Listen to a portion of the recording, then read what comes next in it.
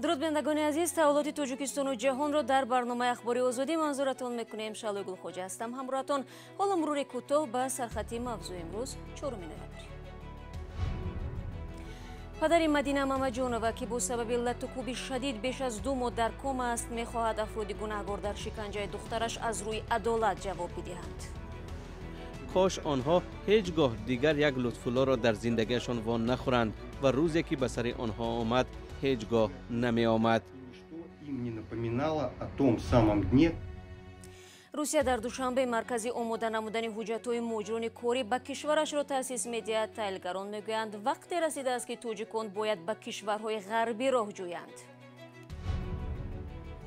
و گزارشی داریم درباره یک ساکن شهر کلاب که با شاگردانش با زبان دل حرف میزند. پدرم در احمد میگه امروز پدرم همین راه بوده کم رسم. پدر مدینه محمدجونova یک جوانزن توجیک لط و کوب بیرحمانه‌اش در شبکه‌های اجتماعی بحث زیادی را برانگیخت و تا بر رهبریت سطح عالی رسید. امیدوار است پرونده شکنجه دخترش عادلانه تحقیق می شود. امون قربویف در صحبت با رادیو آزادی از جامعه شهروندی اظهار سپاس کرد که برای پنهان نماندن قضیه سعی کردند. او در پیام ویدیویی که روز 4 نوامبر از روسیه بر رادیو آزادی فرستاد گفت از این حادثه و در کما افتادن دخترش دلریز شده است. وقتی من به عکس‌های می‌نگرم که در آنها یک زن جوان و شکوفانه تصویر شده است و به عکس‌های امروزش نگاه می‌کنم که او در کما می‌باشد، شاید هر پدر و مادر احساس مرا درست درک می‌کند. با حرف بیان کردن این بسیار مشکل است. حالا خواستی من چی است؟ می‌خواستم که دخترم دوباره آنگونه شود که در یاد من مانده است، آنگونه که او را دیده بودم و در یادم هست. کاش این فاجعه رخ نمیداد. میخواستم که نبیرم مادر می داشت و هر دویشان پیشم می آمدند و برای تمام عمر اینجا می ماندند. کاش آنها هیچگاه دیگر یک لطف‌الله را در زندگیشان وان نخورند و روزی که به سر آنها آمد هیچگاه نمی آمد.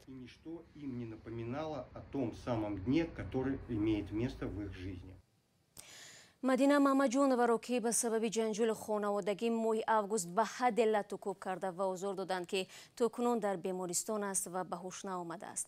با وجود این مقامات انتظامی تا همین ما کسی را به جوابگری نکشیده بودند. بعد مراجعت جامعه شهروندی به مقامات عالی تاجیکستان از طریق فیسبوک یک جفت جوان لطف‌الله و عزیزه دولت و بازداشت شدند و تحقیق پروندهشان ادامه دارد. سبب جنجال را رشک بین زنان جوان و ارتباط مرد با مدینه می‌دانند. روسیه در توجیکستان مرکز جلب و آماده سازی حجت‌های مجرم کاری به کشورش را تأسیس می‌دهد. در آینده مجرم مهنتی قبل از سفر به روسیه در دوشنبه می‌توانند پتنت و حجت‌های دیگری ضروری برای کار و زندگی را دریافت کنند. همزمان آنها امکانیت خواهند داشت که معاش می‌گرفته‌شان را دقیق و سندگذاری نمایند. اما چرا تنها مهاجرت به روسیه؟ اسکندر فیروز و شهلای عبدالله به این سوال پاسخ جستند. یکی از مردکاربازارهای پایتخت تاجیکستان معمولا سفر مهاجران کاری به روسیه از جمع‌آوری مبلغ برای بلیط از کار در این بازار شروع می شود.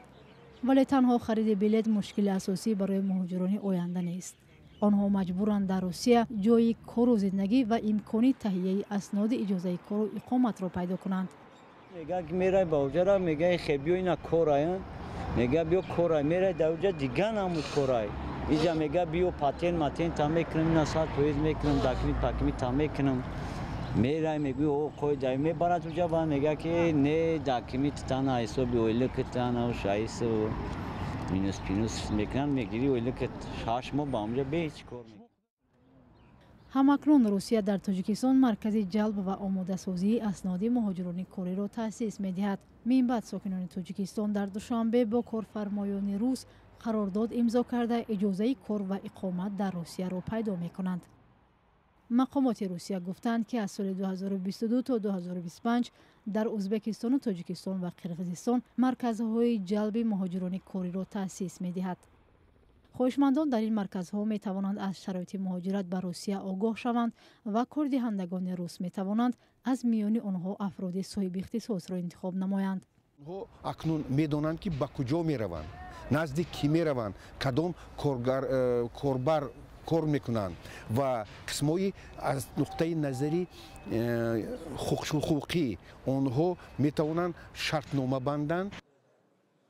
با اطلاع وزارت کارهای داخلی روسیه در 9 ماه امسال بیش از 2 میلیون شهروند تاجیکستان در ساختارهای خدمات مهاجرت این کشور ثبت نام شدند. بنا به آمار مقامات تاجیک امسال تنها حدود 481 هزار مهاجر کاری تاجیک به روسیه سفر کردند. تحلیلگران میگویند تنها به روسیه و قزاقستان سفر کردن مهاجران کاری کشور را به آنها پایبند میکند. مشکل ما در آن است که از نقطه نظر قانونگذاری تشکیل کردن چنین فراهم آوردن چنین امکانات های روان کردن مهاجران مهنتی به کشورهای غربی دشوار است، چون در ما قانون درباره اجنسی های خصوصی کار تامین کنی اجنسی های خصوصی شغل اهالی تا حال قبول کرده نشده است. همه سال تقریبا 2 میلیون مهاجر در روسیه اجازتنامه کار میگیرند. تاجیکستان یکی از آن کشورهای جهان است که اقتصادش سخت پایبند پول مهاجران است. پایبندی که به گفته اقتصاددانها در دراز مدت برای کشور عاقبت‌های بدی اقتصادی و اجتماعی دارد.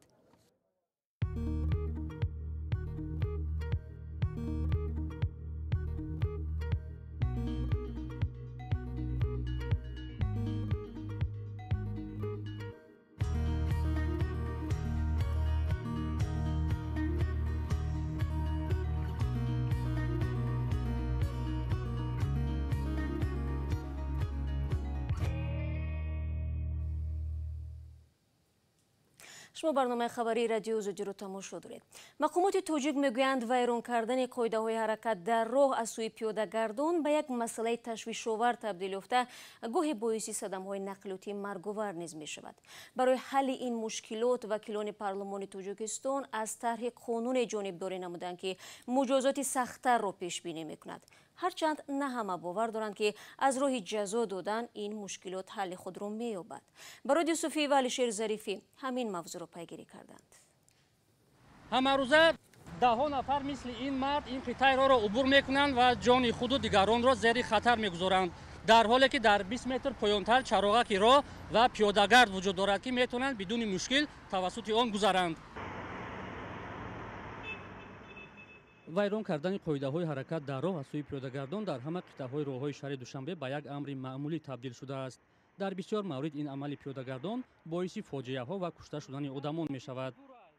در دوام سال جاری در حدود جمهوری 826,000 عدد ویرانکنی قاعده حرکت در راه به قید گرفته شده است که از این 274,000 عدد آن از طرف پیاده‌گردان صادر گردیدند. آگاهی و جریمه‌های ناچیز به بهتر شدن حالت رعایت قاعده حرکت در راه از جانب پیاده‌گردان مساعدت نمی‌کند.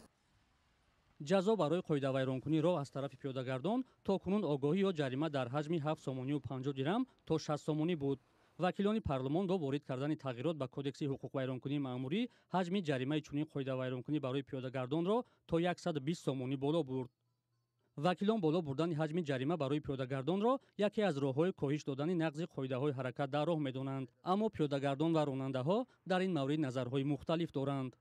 می‌ترسی قرای دراز گذاشتن قینای گذاشتن به خودم جایی که نامعین مقصد نگذارند در خطر میمونند، نه وقت مقصد خودشون و راننده. برخی ساکنان بر اینند که نبودن پیاده‌گذر در مسافه‌های طولانی و فعال نبودن چراغک راهنما باعث ویران کردن قاعده‌های حرکت در راه از سوی پیاده‌گردان می‌شود. از سوی دیگر به قول آنها بالا بردن حجم جریمه راه حل کم کردن قاعده ویرانکنی در راه نیست، زیرا کارمندان پلیس راه می‌توانند از این سوء استفاده کنند. هستن البته مثلا 20 تومن میگیره و 60 میتونه میره براش خطی میمونش میره. اكو ندیدین تو این روزا که اون کس جریمه کده باشن یا اون کس بگه که کم ممکن نیست بجا گذاشتن ندیدین تو این روزا. سال گذشته 2020 در پی 1109 صدمه نقلیاتی در راه‌های تاجیکستان 376 نفر به هلاکت رسیده، 1263 کس مجروح شدند. اکنون میرویم به جنوب تاجیکستان. برای راه یافتن به دل انسان‌ها زبان گویا داشتن شرط نیست. دلیل این گفته‌ها قهرمان گزارشی نوبتی ماست که با وجود لال بودن توانسته است اطرافیانش را با حضورش شاد کند و مهمتر از همه هنر خود را برایشان بیاموزاند. محمود جان رحمتزاده ما را با روزگار آموزنده ساکن شهر کولاب آشنا میکند. موجوده جبارова با شاگردانش به مکتب رسامی می آید. او زبانی گویا ندارد، اما زبانی همه 20 شاگردش را می داند. 4 نفری آنها مثل خودش به زبانی گویااند، اما همه آنها با زبانی رسم و نقاشی حرف می زنند. میگن که من خلای شاگردان بسیار باشند، با سازه میگه دستشان میتم. موجوده با ایما و اشاره از پدر محرومش سپاسگزاری میکند. او را اولین آموزگار خود میداند. صورتکشی را پدرش برای راه بیان نمودن اندیشه و افکارش آموزانده بوده است. یگان پشیمون نیستم، روزی می کسبم. پدرم در احمد میگم، پدرم همی راه بوده کم رسم. موجوده تا سال 2017 در شعبه معماری شهر کولاب از متخصصان مهم این کارگاه به شمار می رفت. تمامی لایحه های اساسی شهرسازی را با مهارت خاص با دستانش می کشید. اما معاش کم و پیدا شدن برنامه های کامپیوتری نقشه‌کشی او را از این کار دور کرد. اکنون در مؤسسه بچگانه رسامی شهر کولاب آموزگار است. شاگردانش او را دوست می دارند. من از روی مشرف همسایه همان هست، از اون کم یاد گرفته بودم از اون و ترجمه گپزنی را از طلبمون آیشه یاد گرفتم. حالا این صنفخانه موجوده است. همه نگاره های آن را خود او و شاگردانش کشیده اند.